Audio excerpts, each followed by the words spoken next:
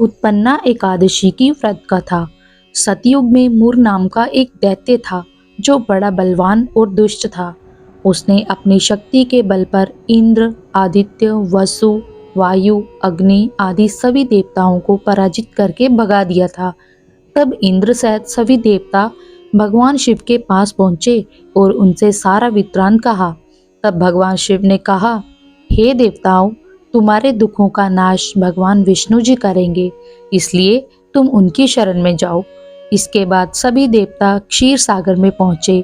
वहां भगवान को शयन करते देख हाथ जोड़कर उनकी स्तुति करने लगे।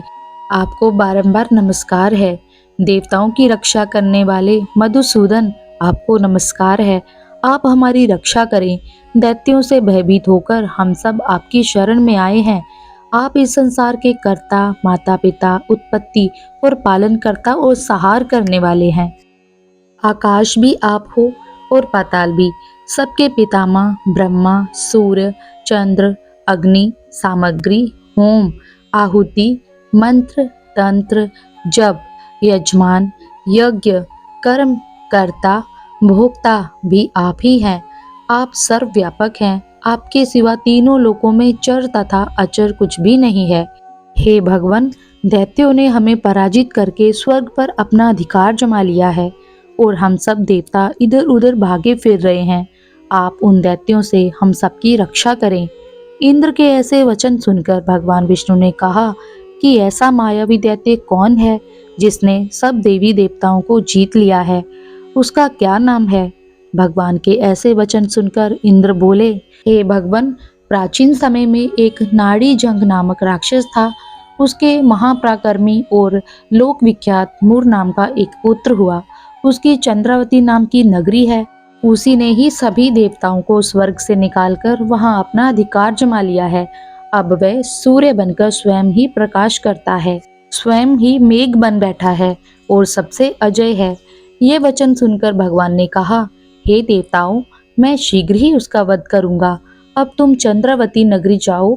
इसके बाद भगवान सहित सभी देवता चंद्रावती नगरी पहुंचे। उस समय जब दैत्य मुर सेना सहित युद्ध भूमि में गरज रहा था, तो उसकी भयानक गर्जना सुनकर सभी देवता डर गए। जब स्वयं भगवान रणभूमि में आए तो दैत्य उन पर भी अस्त्र शस्त्र लेकर दौड़े। भगवान ने उन्हें सर्प के समान अपने बाणों से बींध डाला। अब केवल मुर बचा था जो भगवान के साथ युद्ध करता रहा। भगवान जो भी तीक्ष्ण बाण चलाते वह उसके लिए पुष्प सिद्ध होता। उसका शरीर छिन्न भिन्न हो गया, किंतु वह लगातार युद्ध करता रहा। इसके बाद दोनों के बीच मल्ल युद्ध हुआ। कहते हैं 10,000 वर्ष तक उनका युद्ध चलता रहा, किंतु मुर नहीं मरा। थक कर भगवान बद्रिकाश्रम चले गए और वहां हेमवती नाम की गुफा में आराम करने लगे।